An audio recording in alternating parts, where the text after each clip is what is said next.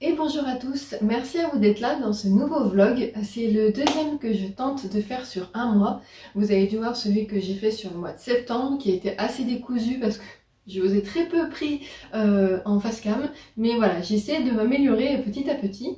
Donc là, à l'heure actuelle où je tourne ce rush, nous sommes le vendredi 3 octobre. Donc ça va, je commence le mois un peu moins tard que la dernière fois.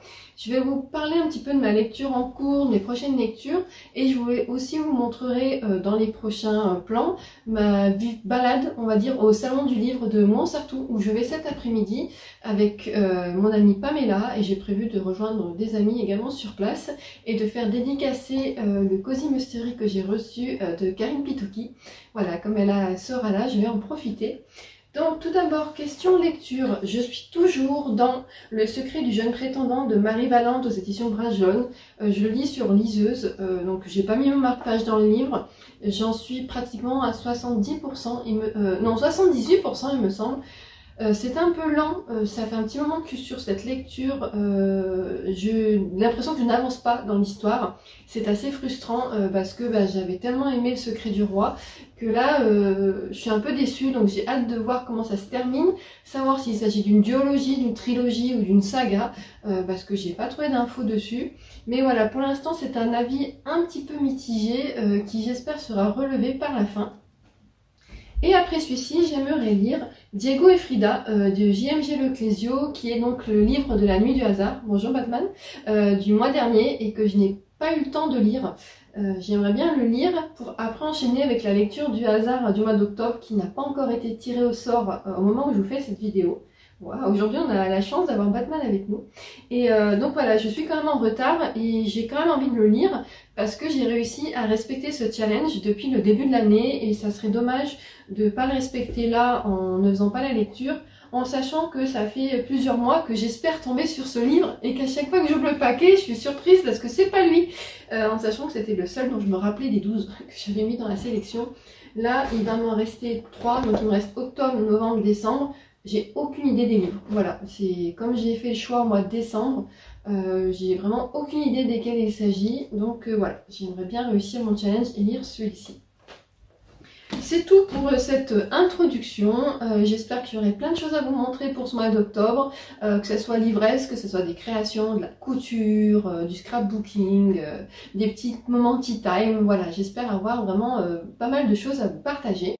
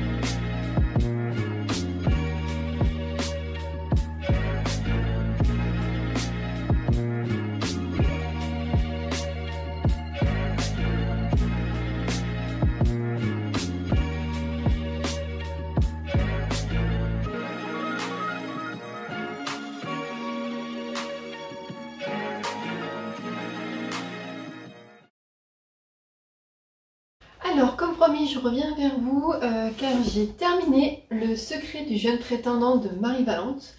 J'ai envie de dire enfin parce que ce livre m'a tenu en haleine pendant une semaine à peu près. Et d'habitude, je mets un peu moins de temps à lire des livres comme ça. Surtout que là, on était sur 470 pages, c'est pas extrême. Il fait plus gros, mais il n'est pas si gros que ça. Là où je suis un peu étonnée, c'est qu'en e-book, il était plus long. Voilà, j'avais 520 pages en format e-book et quand j'ai regardé le nombre de pages en papier, j'ai été assez surprise. Mais voilà, donc j'ai terminé, c'est une duologie, il y a une fin qui peut laisser présager éventuellement si l'autrice a envie de se lancer dans un troisième tome, une ouverture. Mais pour moi, ça conclut très bien la duologie. J'ai un avis un peu plus mitigé parce que le premier avait été vraiment un gros coup de cœur et celui-ci j'ai été déçue par certains aspects. Je vous en dirai pas plus maintenant parce que j'ai envie de vous faire un retour plus constructif en bilan lecture. Mais voilà, avec ce livre, j'ai d'ailleurs terminé ma pile à lire estivale de l'été. Il était temps, nous sommes quand même en octobre. Mais voilà, j'avais pas envie de me lancer dans la pile automnale sans avoir terminé celle de l'été. En sachant que pour ma part dans le sud, là il fait actuellement 20 degrés, voire 25 degrés certains jours. Il fait encore bon, donc c'est vrai que pour la lecture automnale, c'est pas plus mal que j'ai commencé un peu plus tard. Là, ma nouvelle lecture, il s'agit de Diego et Frida de J.M.J. Leclésio aux éditions Folio. Donc c'est le livre des Nuits du hasard du mois de septembre, donc je suis en retard pour ce livre. J'ai commencé, j'ai lu 49 pages, j'avoue être un peu désarçonnée au début de ce roman, de ce livre, parce qu'en fait, donc le titre c'est Diego et Frida, mais pour l'instant on parle clairement que de Diego.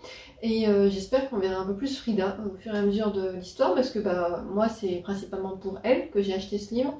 Et surtout j'ai du mal un peu à lire parce que les phrases sont assez longues. C'est un peu une genre de lecture universitaire pour moi. Ça me fait vraiment penser aux lectures que j'avais quand j'étais à la fac. Donc voilà, je sais pas si je vais continuer de le lire ou si je vais me mettre de côté et le lire un chapitre de temps en temps. Parce que j'avoue que c'est pas trop ce que j'avais envie pour l'instant. Je voulais vous faire un petit retour parce que j'ai reçu le dernier jour de septembre le vol du Metropolis Cozy Christmas Mystery de Karine Pitoki aux éditions Robert Laffont dans la collection La Bête Noire. Donc c'est le tome 3 de cette série que l'autrice a commencé il y a 2 ans. J'ai eu d'ailleurs la chance de pouvoir revoir Karine au Festival du Livre de Montsartou. On a eu le temps d'échanger un petit peu sur ce roman et sur les autres qu'elle avait écrits et j'ai vraiment très hâte de le lire. Je me retiens, voilà, parce qu'en fait l'année dernière j'ai fait la bêtise de lire le tome 2 qui se passait à la période d'Halloween au mois d'août. Voilà, j'ai eu la chance de l'avoir en version numérique en avant-première et j'étais tellement surexcitée de le lire que je l'ai lu, je pense, trop tôt, ce qui fait que j'ai apprécié ma lecture, mais j'étais pas dans le mood. Moi je le lisais, j'étais en petit débardeur, en short, voilà, j'étais pas dans l'ambiance d'Halloween, manoir hanté et tout, alors que l'ambiance était géniale pour la période de Halloween. Et donc là, j'attends un peu, je pense que je vais le mettre dans ma pile à lire de l'hiver. Pour moi ça commence le 1er décembre. Autant vous dire que la pile à lire d'automne que j'ai préparée, qui a 13 livres, ne sera jamais lue. Mais je le sais, je suis prête, j'en ai fait mon deuil. Ou alors elle sera entrecoupée, mais voilà, au milieu j'ai envie de dire quand même des livres d'hiver. Donc il y aura celui-ci et je pense que j'irai faire un tour en librairie pour m'acheter 1 ou 2 romances de Noël parce que j'aime bien lire ça à Noël. Et je voulais aussi également ouvrir avec vous le livre qui a été sélectionné pour la nuit du hasard. Donc pour le mois d'octobre il s'agit du numéro 4, je vais l'attraper tout de suite. Donc c'est celui-ci. Comme je vous l'ai dit lors de mon dernier vlog, j'ai aucun souvenir des livres que j'ai mis dans cette pile à lire. Je me rappelais que du Frida, du Diego et Frida. Donc on va voir ça ensemble.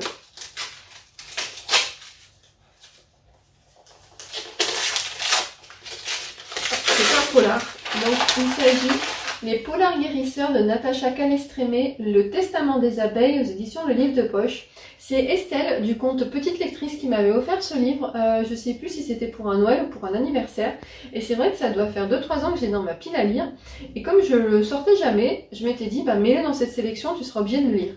Donc là, on est sur un livre qui fait 360 pages. Donc je pense que je le lirai pas après Diego et Frida, mais après celui d'après, parce que là après je voudrais entamer un peu ma pile à lire automnale et je pense lire un petit peu de fantaisie imaginaire. Donc voilà, pour aujourd'hui tout ce que j'avais à vous dire, c'est déjà pas mal, j'ai envie de dire.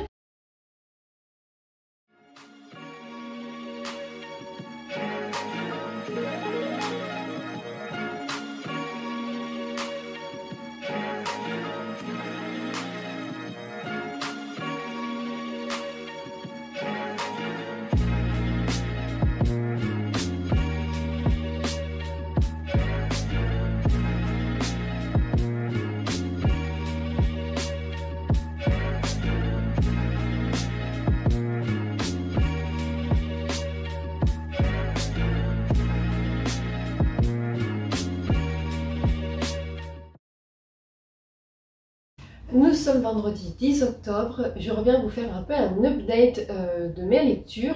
Vous avez pu voir quelques plans, je suis allée me balader en librairie, j'ai vu beaucoup de belles choses, de belles parutions qui me plaisaient. J'ai été raisonnable, j'ai rien acheté, hormis un petit marque-page du côté de la collection Diddle, que j'ai pas pour là pour vous montrer, mais je vous montrerai plus tard. Mais sinon, voilà, j'ai été très raisonnable. Concernant mes lectures, je fais toujours dans Diego et Frida de JMG Le Clésio aux éditions Folio. Je suis page 144 sur 308. Ça fait 3 jours que j'hésite à abandonner ce livre. En fait, c'est pas du tout ce que je pensais. Je suis assez surprise. Je pensais qu'on allait être... j'avais bien compris que c'était une sorte de récit d'essai, mais je ne pensais pas que ça serait si pointu sur la Révolution mexicaine, sur les différentes personnes qui circulaient autour de Frida et de Diego. Et je trouve même qu'à l'heure actuelle, donc là, au bout de 144 pages, je trouve que l'on parle davantage de Diego que de Frida. Voilà, on parle beaucoup de Diego. Frida est très peu mentionné. Je sais pas si c'est le cas plus tard dans le livre, mais voilà, là je suis un peu déçue parce que moi je l'ai acheté, c'est essentiellement pour connaître leur histoire d'amour et surtout Frida. Et là je trouve qu'il y a vraiment un déséquilibre entre le traitement de l'histoire entre celle de Frida et celle de Diego. Et j'hésite à le mettre en pause pour lire Mysteries of Thorn Manor de Margaret Rogerson aux éditions de Big Bang. J'ai la collection Grimoire, c'est une très belle collection. J'ai déjà glissé mon petit marque-page dedans. Voilà, il est vraiment très beau. C'est une nouvelle de mémoire, elle fait 190 pages. Et je me dis, ça pourrait me faire avancer parce que là, lui, clairement, j'ai pas envie d'y aller, j'ai pas envie de lire parce que je dois lire ce livre. Bah, je dois. Parce que comme je l'ai commencé, j'ai envie de le terminer. Et lui me fait très envie, donc je pense que je vais lire celui-ci et j'enchaînerai avec d'autres. Et lui, je le laisserai de côté, je le verrai pour le reprendre plus tard parce que vraiment, il m'intéresse, mais pas plus que ça. J'ai vraiment l'impression de lire un ouvrage universitaire. Voilà pour mes lectures. J'ai pas de lecture audio pour l'instant. Je vais regarder parce que cet après-midi, je voudrais coudre un peu. Donc peut-être que je me mettrai une lecture audio ou alors je me mettrai des vidéos YouTube comme je fais aussi souvent. Voilà, je reviendrai vous voir dans d'autres plans quand j'aurai avancé dans mes lectures.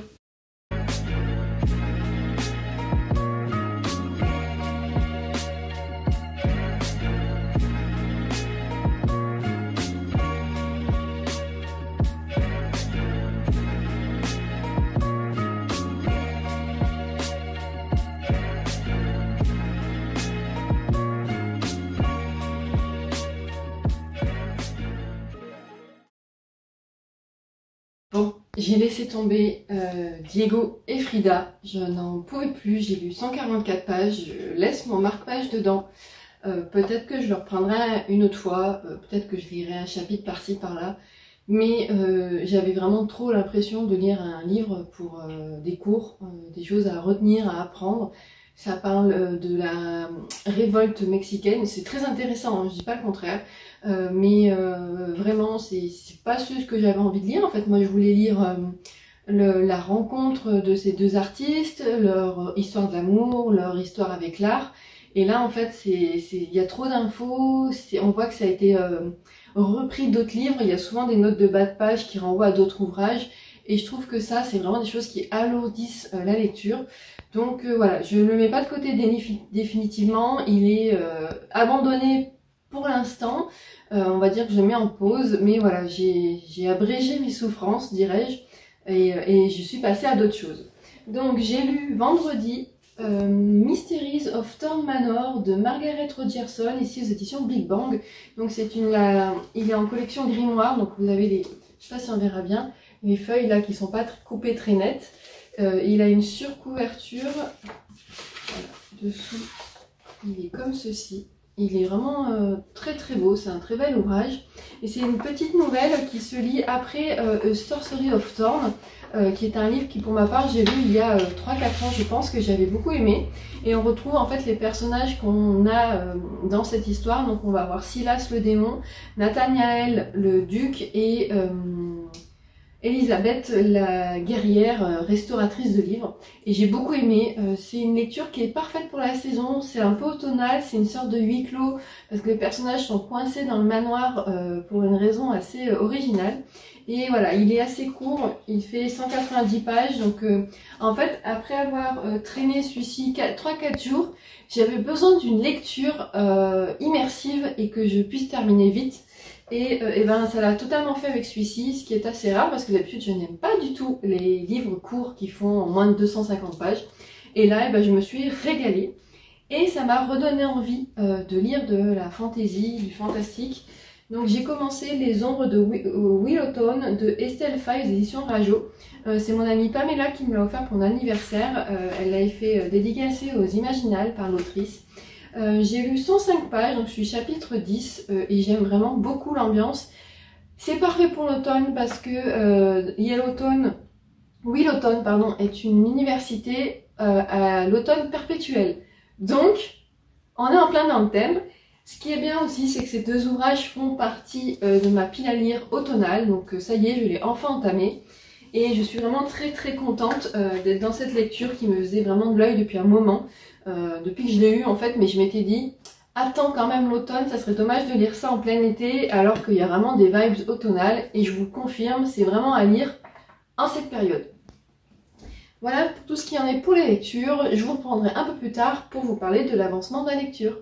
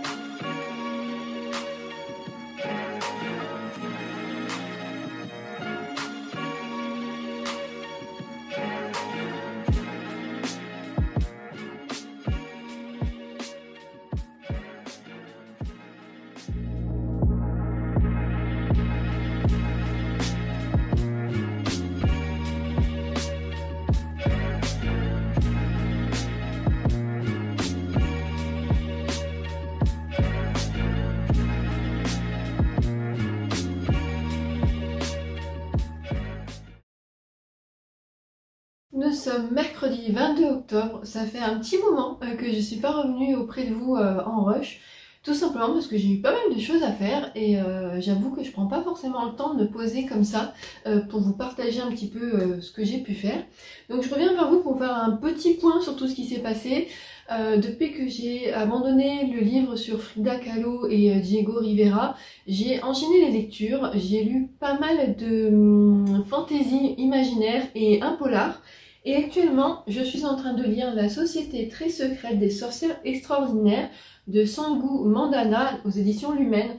C'est un livre que vous avez sûrement dû beaucoup voir sur les réseaux sociaux, surtout en ce moment, parce que il est question de sorcières et la saison d'Halloween n'est pas très loin, donc c'est une bonne lecture pour la saison. Pour ma part, je l'avais mis dans ma pile à lire automnale, ce qui fait que j'avais prévu de lire à cette période-là. C'est le 4e que je lis de cette pile à lire. Je suis très contente parce que j'avance doucement. Bon, j'arriverai pas à tous les lire parce que tout simplement il y en a 13, il y en a des très gros. Pour exemple, parce qu'en plus ils sont juste dessous, voilà. J'ai par exemple celui-ci qui est énorme, il fait 680 pages.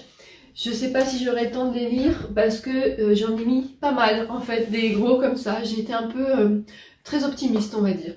Donc pour revenir à cette lecture, c'est la même autrice qui a écrit Tenir une auberge magique qui est sorti fin août aux éditions également Lumen. J'ai lu ce livre-là en septembre et j'ai beaucoup aimé, c'est un petit coup de cœur. Et là c'est un vrai plaisir de redécouvrir l'univers de l'autrice. J'aime beaucoup la couverture, elle est vraiment très belle.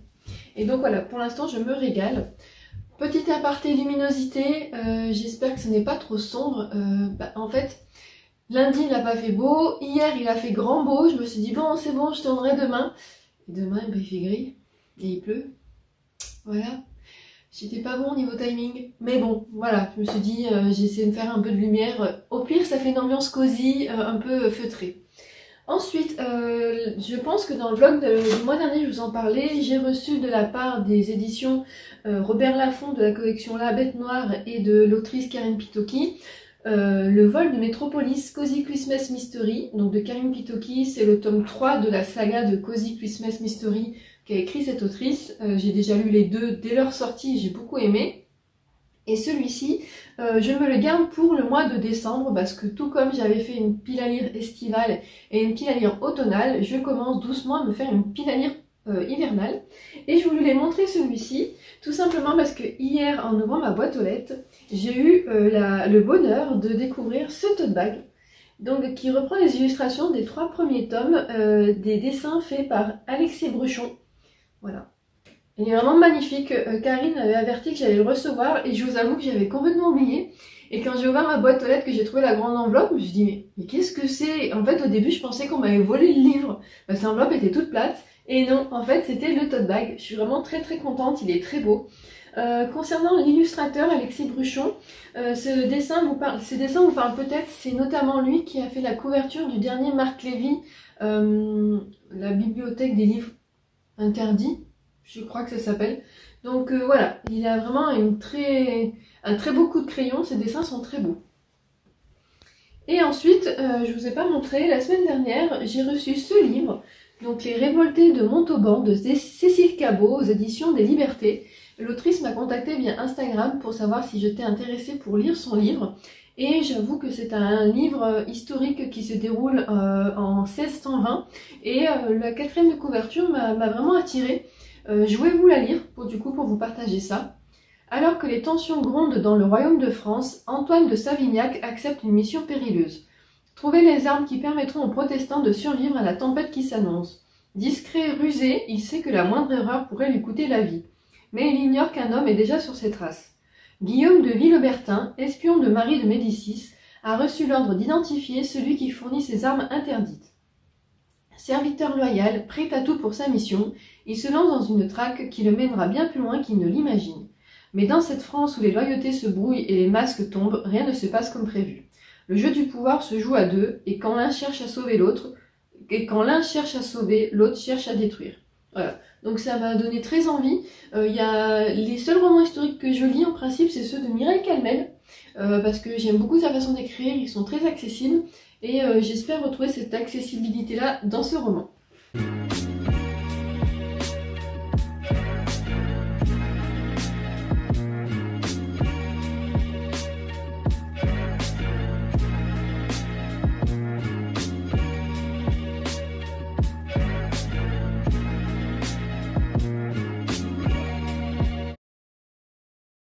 Nous sommes le mercredi 5 novembre, je suis vraiment en retard pour ce vlog, je vous ai guère repris depuis mon dernier rush, tout simplement parce que j'ai fait beaucoup de couture. En fait avec mes sœurs on se fait des calendriers de l'Avent et cette année j'ai mis beaucoup de créations que j'ai fait moi-même et ça m'a pris pas mal de temps. J'ai aussi pas trop avancé on va dire dans mes lectures, j'ai fait d'autres lectures depuis que je vous ai quitté et là actuellement ça fait une petite semaine que je suis sur un livre parce qu'en fait j'ai eu un week-end assez chargé. Donc ma lecture en cours, il s'agit des Révoltés de Montauban de Cécile Cabot aux éditions des Libertés. Je vous l'ai présenté dans ce vlog, c'est un livre que j'ai reçu de la part de l'autrice il y a 2 semaines à peu près, 2-3 semaines, et j'ai bien commencé. Je suis page 138, donc au chapitre 19, sur 297 pages il me semble, ouais 299, et j'aime vraiment beaucoup, ça me plaît vraiment beaucoup.